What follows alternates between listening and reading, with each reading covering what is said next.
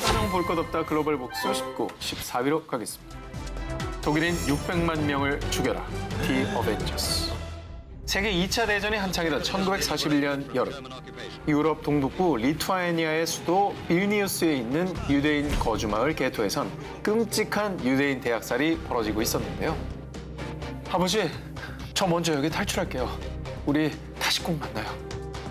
게토 마을에 닫혀있던 유대인 16살 요제프 하르마츠는 유대인 수용소 이동 시기를 틈타 비좁은 하수관을 통해 게토를 탈출했습니다. 그 뒤 1945년 제2차 세계대전이 끝나고 하르마츠는 가족들을 수소문했는데요. 그런데 나치의 끔찍하고 비인륜적인 학대를 견디다 못해 아버지는 끝내 자살. 동생은 수용소에서 무자비한 학대 끝에 사망. 어머니만 살아있었습니다. 이렇게 하르마츠 가족들처럼 나치에 희생된 유대인 수는 무려 600만 명. 하지만 1945년 11월에 시작된 독일 뉘른베르크 전범 재판에서요. 나치 가담자가 서독에서만 1,320만 명이 있었는데 기소된 거는 고작 350만 명. 그중 250만 명은 재판 없이 풀려났고요. 나머지도 대부분 벌금이나 재산 몰수형 등 가벼운 처벌만 받게 되자 절대 용서할 수 없어. 너희의 죄를 유대인의 피가 갚아주리라. 종전 후 600만 유대인들을 대신해 복수를 꿈꾸게 된 하르마츠. 결국 나치 저항운동 조직인 극비밀결사 낙함의 일원이 되는데요. 이들의 목표는 단 하나, 독일인을 죽이는 것. 그것도 독일인에게 죽은 유대인 수와 같은 600만 명이 목표였습니다. 무차별하게 그냥 아무 독일인이나? 그렇죠. 이것이 바로 낙함의 독일인 대량 학살 계획이었습니다. 자, 그리고 1946년 4월 하르마츠는 한 특수작전을 지휘하게 되었는데요. 목표 장소는 독일 뉘른베르크 외곽의 13포로 수용소. 나치 친위대 출신 독일인 포로들이 구금된 곳이었습니다. 늦은 밤 하르마츠와 낙함 대원들은 빵 공장에 잠입. 독일인 포로들이 먹는 빵 무려 3,000개에 치명적 독성 물질인 비소를 발랐습니다. 와. 계획대로만 된다면 예상 사망자 수는 12,000명. 아휴. 이거는 또 다른 범죄죠. 그렇죠. 과연 이들의 복수는 어떻게 됐을까요? 정말 다행히도 무차별적인 살인은 실패. 독성 물질 비소가 든 빵을 먹은 2,000여 명의 전범 수감자 중 200여 명 정도가 기소 중독 증세를 보여 치료를 받았다고 합니다. 한 인간을 살인 병기로 만든 전쟁에 남긴 참혹한 복수. 이것 역시 또한 참혹한 현실이 아닐까요? 인정사정 볼 것 없다. 글로벌 복수 19 7위 공개합니다. 40년 전 악마에게 복수한 남자. 미국 뉴저지 한 시골 마을 스틸워터. 이 마을에서 존경받는 경찰이자 보이스카우트의 교사로도 활동했던 데니스 패그. 그런데 2012년 6월 12일 저녁 자택에서 쉬고 있던 데니스에게 흉기를 든 한 남자가 찾아왔습니다. 그리고 이 남자에게 정말 삽시간에 흉기에 수십 차례 목이 찔려 무참히 살해당했는데요. 그런데 데니스를 죽인 살인자는 곧바로 경찰에 자수했습니다. 앞선 기사랑 또 비슷한 내용인가요? 자, 이 살인자의 정체. 이웃 주민이자 49살의 평범한 남자인 클락 프레드릭. 자, 검찰은 프레드릭을 무기징역, 즉 1급 살인 혐의로 기소했는데요. 하지만 4년 6개월 만인 2017년 1월에 그를 석방했습니다. 아니, 무기징역이었는데 어떻게 이렇게 감형이 됐어요? 네, 거기엔 안타까운 사연이 있습니다. 자, 클락 프레드릭과 데니스 패그, 이 둘의 잘못된 만남은 40년 전으로 거슬러 올라갑니다. 1971년 보이스카우트 활동에 참가한 8살의 클락 프레드릭. 그리고 그때 만난 보이스카우트의 교사는 비극적인 죽음을 맞이한 경찰 데니스 패그였습니다. 그런데 당시 경찰이자 교사였던 데니스는 가슴에 상처가 있나 한번 볼까? 선생님이 레슬링 알려줄까? 데니스는 지독한 아동 성도착증 환자였던 겁니다. 자, 그래서 클락이 8살 때부터 12살이 되던 해까지 아주 몹쓸 짓을 이 기간 동안 저지른 거죠. 아니, 왜 부모님한테 말을 못했을까요? 자, 그 이유는요. 데니스는 클락의 부모님과도 잘 아는 사이였고요. 와. 네 말은 아무도 믿지 않아. 그러니까 남들한테 얘기하면 너도 이렇게 죽여버릴 거야. 하면서 협박을 일삼았다고 합니다. 정상이 아니었네, 진짜 정상이. 나쁜 사람이네. 진짜 나쁘다. 그런데 2011년 우연히 한 편의점을 찾은 클락. 이때 정말 끔찍하게도 악마 데니스와 마주치고 말았는데요.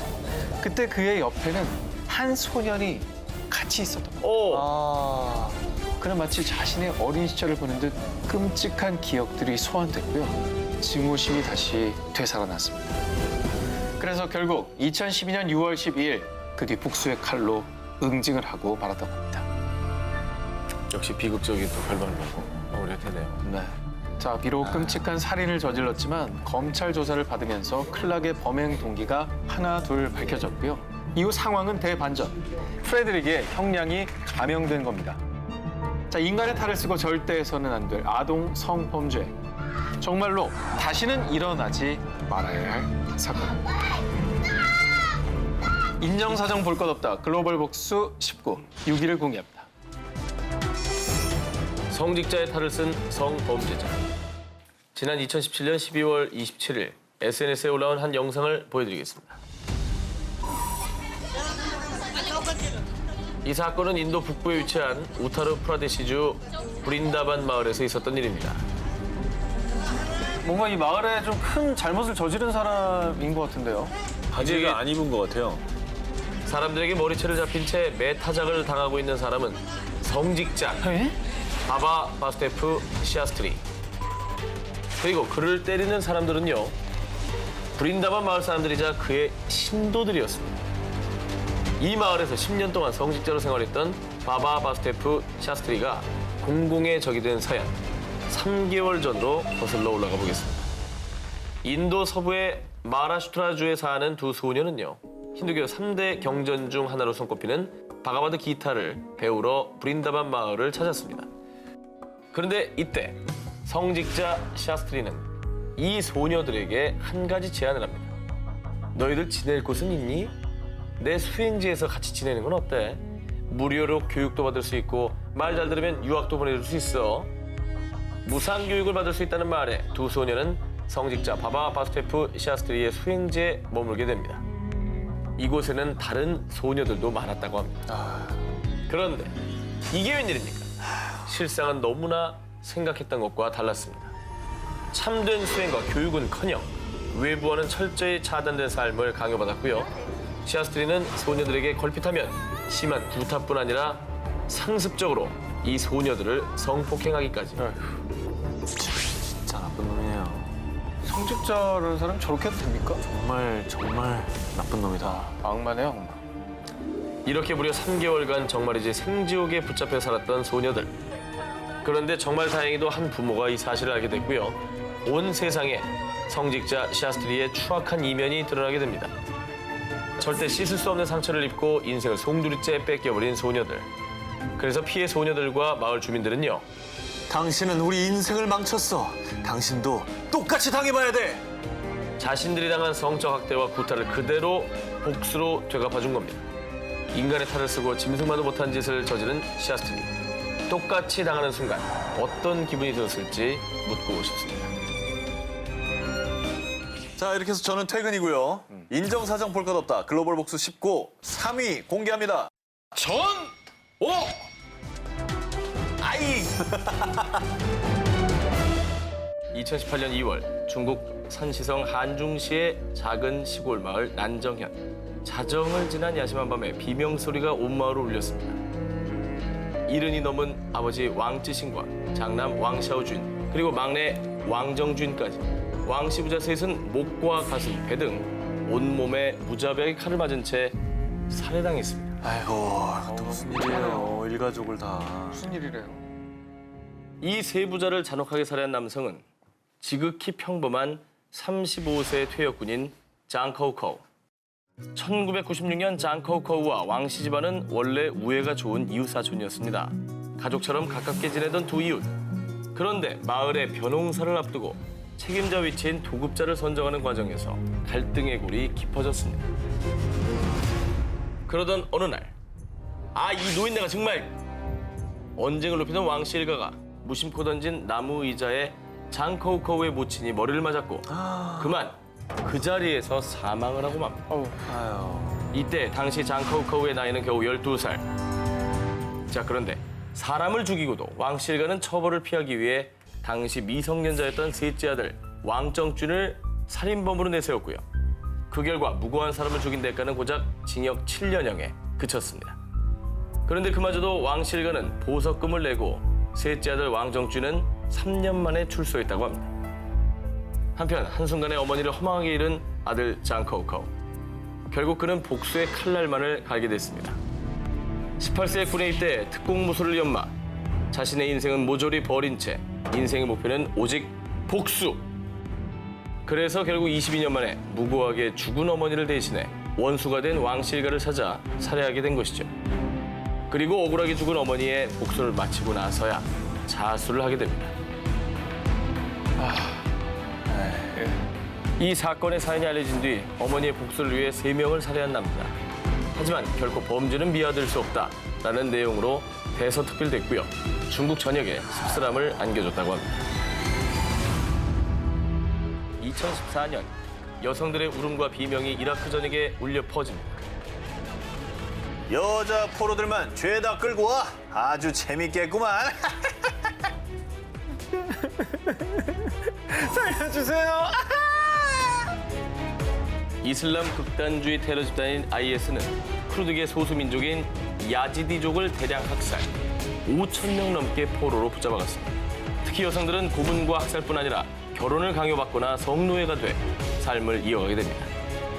너무 끔찍하네요. 그런데 이때 이라크인 민속음악 가수인 카툰 카이데르는 이 잔혹한 IS를 피해 이웃 사람들과 함께 신자르산 가파른 암석으로 올라 온 힘을 다해 도망쳤습니다. 하지만 함께 도망치지 못한 그녀의 가족들은 모두 IS의 손에 살해당하고 만 것이죠. 그래서 결국 나는 복수를 다할 때까지 노래하지 않을 거야. 야지디족을 지키기 위해 총을 들겠어. 그 뒤 그녀는 여성 군대를 설립하기 위해 정부에 요청을 했습니다. 결국 2015년 1월 이라크 쿠르드족 지역 정부는 야지디족 여성들로 이루어진 군대를 공식적으로 허가. 이후에 태양을 숭배하는 야지디족 풍습을 반영해 Force of the Sun Ladies, 태양의 여전사 대대를 편성하게 됩니다. 대단하다. 이렇게 모인 태양의 여전사들은 IS에 저항하는 쿠르드족 민병대 페시메르가에 합류해서 그들과 똑같이 피나는 훈련을 하며 IS에 복수하기 위해 매일 이를 악물었습니다. 수천 명의 IS를 다 처단할 것이다. 그리고 2016년부터 본격적으로 이라크 북동부 지역 모술 탈환 작전에 참여하게 된 태양의 여전사는 최전방에 배치돼 대대적인 활약을 펼치게 됩니다. 치열한 격전 끝에 2017년 10월 이라크 정부군은 승리를 이뤄냈고요. 정말 자랑스럽게도 태양의 여전사들은 모술에 갇힌 야지디족을 구해냈다고 합니다. 대단하다. 박수 한번 해주시죠. 이건 뭐 개인적인 어떤 복수를 떠나서 민족을 구해낸 거네요. 그렇죠.